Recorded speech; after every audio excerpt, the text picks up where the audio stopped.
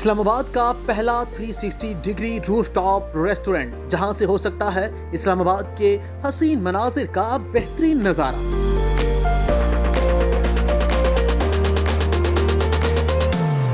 जदीदा ज़ेब restaurant कहां बनाया गया और यहां कौन कौन से मजेदार खाने मिलते हैं? उर्दू पॉइंट की वीडियोस देखने के लिए हमारा चैनल सब्सक्राइब कीजिए और बेल के आइकन पर क्लिक कीजिए ताकि आप हमारी तमाम आने वाली वीडियो से बाखबर रह सकें। अस्सलाम वालेकुम नाज़रीन, आप देख रहे हैं उर्दू पॉइंट और मैं हूं मलिक अली रज़ा। नाज़रीन, इस वक्त मैं मौजूद हूं ब्लू एरिया इस्लामाबाद में और इस वक्त जहां पर हम बैठे हुए हैं ये है 7 स्काई रूफटॉप, जिसको पार्लियामेंट रूफटॉप भी कहा जा सकता है क्योंकि जहां पर पार्लियामेंट का एक बहुत ही खूबसूरत व्यू आता है और ये वो वाहिद रेस्टोरेंट है इस्लामाबाद ब्लू एरिया का जिससे आप 360 व्यू देख सकते हैं पूरे इस्लामाबाद ब्लू एरिया का। इसी हवाले से इस जो रूफटॉप के मालिक हैं सैयद मुबशर, वो हमारे साथ मौजूद हैं। हम उनसे जान लेते हैं ये ख्याल कैसे आया और इतनी ऊपर बुलंदी पर इस तरह का रेस्टोरेंट खोलना कितना मुश्किल था। मुबशर साहब, बहुत शुक्रिया, आपने टाइम दिया। सबसे पहले ये बताएं कि ये जो रूफटॉप आपने बनाया है इसकी सबसे बड़ी खासियत ये है कि यहाँ से 360 व्यू इस्लामाबाद का नज़र आता है। ये ख्याल कैसे आया आपको और ये जगह आपने कैसे सिलेक्ट की? ये ख्याल बस बेरोज़गारी की वजह से आया। आप ये कह सकते हैं कि मैं पहले जॉब्स वगैरह प्राइवेट सेक्टर्स में कुछ जॉब्स किए हैं, तो जॉब से तंग आके इवेंचुअली मैंने यही सोचा कि बिज़नेस करना है। तो बिज़नेस जब मैंने स्टार्ट करने लगा था तो आप यकीन मानेंगे कि मेरी जेब में सिर्फ 10 लाख रुपए थे। मुझे नहीं पता था कि किस तरह मैं मैनेज करूँगा, किस तरह होगा, लेकिन बस अल्लाह तवक्कल पे ये सारी चीज़ें अल्लाह ताला ने रास्ते बनाए। करते कराते हमने ये प्रोजेक्ट फ़िनिश किया। काफ़ी चैलेंजेस आए इसमें, बहुत ज़्यादा हमें, क्योंकि 5th फ्लोर पे एक चीज़ बनाना भी एक अपने आप में एक चैलेंज है। ग्राउंड फ्लोर पे बनाना और 5th फ्लोर पे बनाना एक बहुत बड़ा चैलेंज है। तो ये बस आइडिया आया। फिर कुछ दोस्त वगैरह थे जो फूड बिज़नेस में थे, कुछ उनसे मैंने मिला, उनसे रिव्यूज़ लिए, कुछ कैलकुलेशंस की, तो बस ये स्टार्ट कर दिया फिर।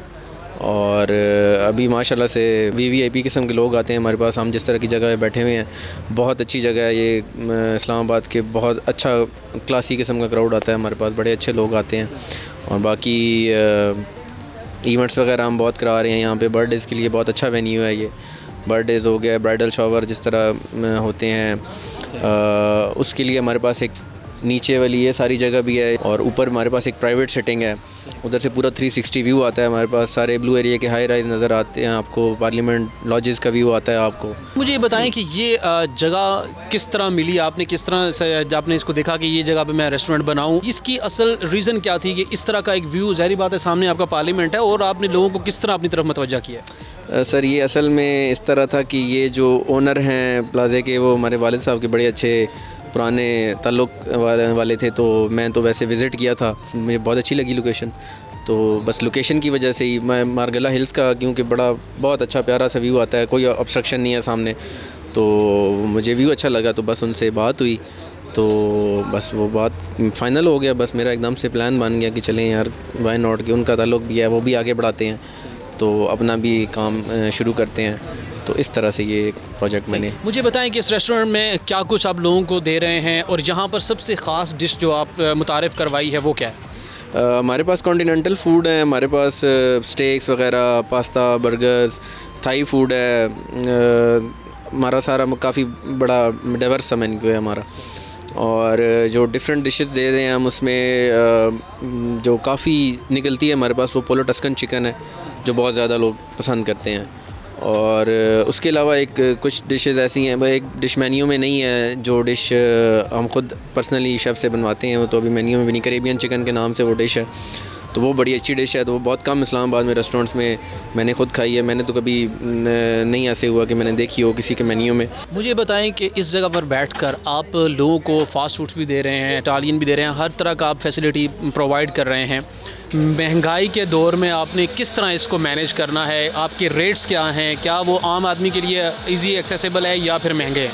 सर, रेट्स हमारे अगर आप ओवरऑल देखें तो हमारे नॉर्मल रेट्स हैं जो बाकी रेस्टोरेंट्स पे चल रहे हैं। स्टेक्स वगैरह के रेट्स हैं, हमारे भी उसी प्राइस ब्रैकेट के अंदर ही आते हैं। हमारे इतना एक्सपेंसिव नहीं है, कह सकते हैं, क्योंकि कॉन्टिनेंटल फूड सस्ता नहीं होता।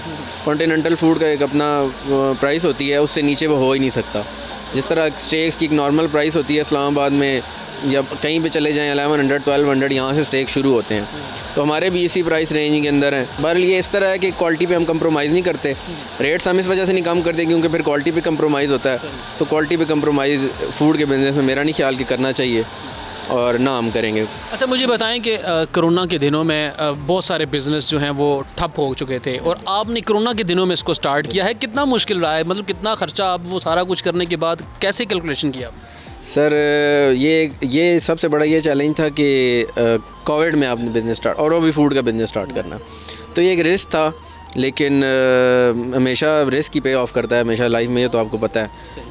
और कैलकुलेशन इसी तरह की थी कि मुझे यही था कि इवेंचुअली कोविड ने ख़त्म हो जाना है और एकदम से लोग फिर दोबारा बाहर निकलेंगे, तो उसमें दूसरा फिर एक कोविड में एक टाइम था कि जब आउटडोर सेटअप्स के लिए वो था कि अलाउड है, आउटडोर सेटअप में उन्होंने अलाउ किया हुआ था कि आप आउटडोर सेटअप चला सकते हैं, तो उसमें हमें थोड़ा मेरे ज़हन में था कि ये एज मिल रहा था कि अगर हम आउटडोर एक सेटअप बनाते हैं और इंडोर सेटअप तो वैसे ही सारे बंद हैं, तो ये एक हमारे लिए एक अपॉर्चुनिटी थी कि हम अपना नाम बना लें इस टाइम में, क्योंकि इंडोर में तो बहुत ऑप्शंस खुल जाते हैं लोगों के लिए जब इंडोर सारे सेटअप ओपन होते हैं, तो ये एक अपॉर्चुनिटी थी। मैंने कहा कि चलें बाकी सेटअप सारे बंद हैं, आउटडोर सेटअप थोड़े से ही हैं इस्लामाबाद में जो कि अच्छे हैं, तो मैंने कहा ये अपॉर्चुनिटी को ग्रैब करते हैं, तो बस आई वेंट फॉर इट। सही। अच्छा, यहाँ से मरगला हिल्स का भी बहुत अच्छा व्यूज़ आता है, रात के टाइम बहुत ज़बरदस्त व्यू भी आते हैं, अब सामने पार्लियामेंट भी है। मुझे बताएं, पार्लियामेंट से भी कोई यहाँ पर आया है आपके पास, यहाँ पे कुछ आपकी चीज़ें एंजॉय करने के लिए? जी सर, बिल्कुल आते रहते हैं। मिस्टर शरियार अफरीदी साहब आए थे एक दफ़ा, पूरी टीम के साथ, मीडिया की टीम थी, तो उनका एक लंच वगैरह, उसके अलावा मिनिस्टर्स वगैरह आते रहते हैं, स्टाफ ऑफिसर, CSP वगैरह ऑफिसर्स वगैरह आते रहते हैं यहाँ पे, क्योंकि हम लोग बिल्कुल साथ बैठे हुए हैं, तो उनका तो बिल्कुल साथ है, उनका एक से मूड बनता है कि चलें कुछ खाने के लिए जाते हैं, तो वो ऑफ्टन और सामने नज़र भी आता है, तो वो विज़िट आते रहते हैं हमारे पास, ऑफिशियल्स के भी जो पार्लियामेंट वगैरह में काम करते हैं। बहुत शुक्रिया मुबशर साहब, आपने वक्त दिया। इसी के साथ ही मलिक अली रज़ा को उर्दू पॉइंट से देंगे इजाज़त। अल्लाह हाफ़िज़।